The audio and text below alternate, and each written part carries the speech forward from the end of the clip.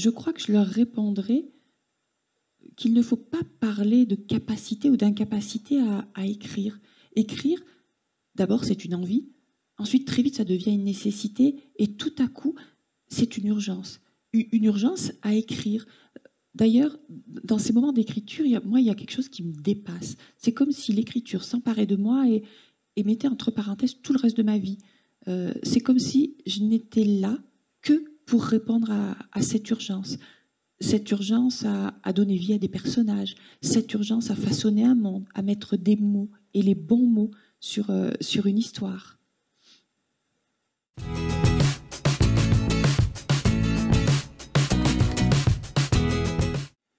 Je crois que si j'apprenais que mon auteur préféré venait d'acheter mon livre, je n'aurais qu'une réaction, c'est « Waouh !»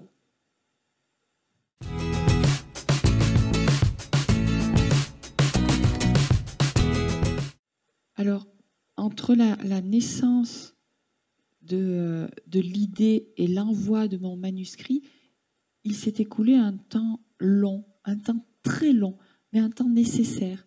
Et il y a d'abord eu le temps, bien sûr, de l'écriture de mon histoire, qui a duré des mois, mais ensuite il y a eu un temps encore plus long de lecture, relecture et réécriture de mon manuscrit.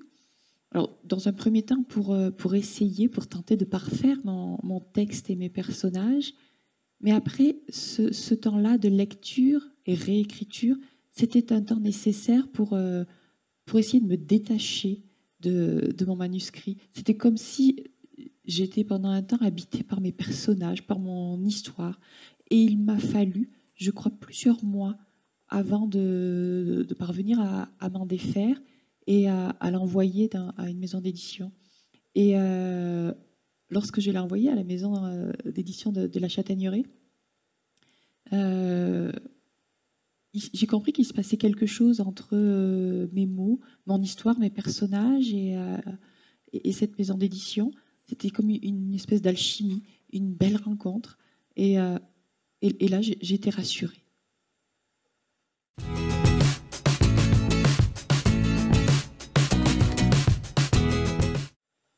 Alors, je n'ai jamais eu l'occasion de faire connaissance avec le syndrome de la page blanche, simplement parce que je crois que je suis une écrivaine absolument pas rigoureuse du tout.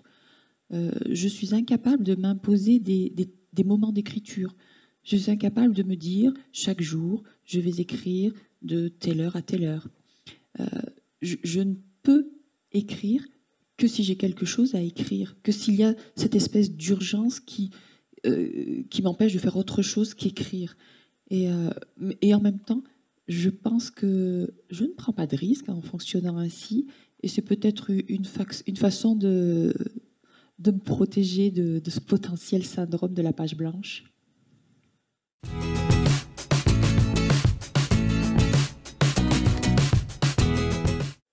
Alors, lorsque j'ai tenu le tout premier exemplaire de mon roman entre les mains, j'ai bien sûr ressenti une joie immense. Enfin, mon manuscrit était devenu un roman. Alors d'avoir l'objet livre entre les mains, c'était quelque chose d'incroyable. Et en même temps, je ressentais une espèce de trouble presque un peu inquiétant. Toutes ces petites bribes de vie, tous ces petits bouts de papier que j'avais et qui constituent jusqu'à présent mon manuscrit, tout était un peu éparpillé.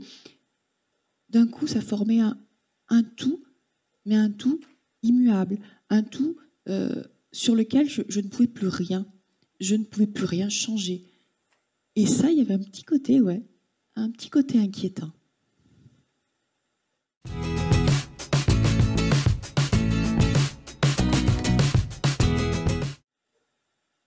Alors tout d'abord, lorsque j'étais enfant, j'ai commencé par tricoter. Et là, avec beaucoup d'élégance, on m'a dit « Tu sais, Nathalie, il existe beaucoup d'autres choses que tu pourrais faire. » Alors j'ai essayé de faire plein d'autres choses. J'ai dessiné, j'ai dansé, j'ai voulu jouer de la musique. Et là, c'est moi.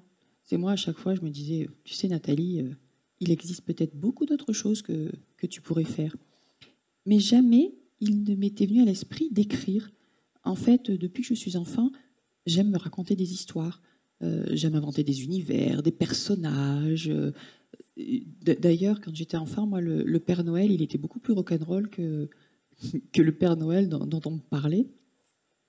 Et l'écriture, bah, en fait, j'ai jamais décidé d'écrire. Je me suis jamais dit un jour, tiens, si je me mettais à l'écriture, je crois que l'écriture est arrivée à un moment donné comme quelque chose d'évident. Peut-être parce que j'avais envie de partager mes histoires, mais peut-être autrement, peut-être aussi en les figeant quelque part.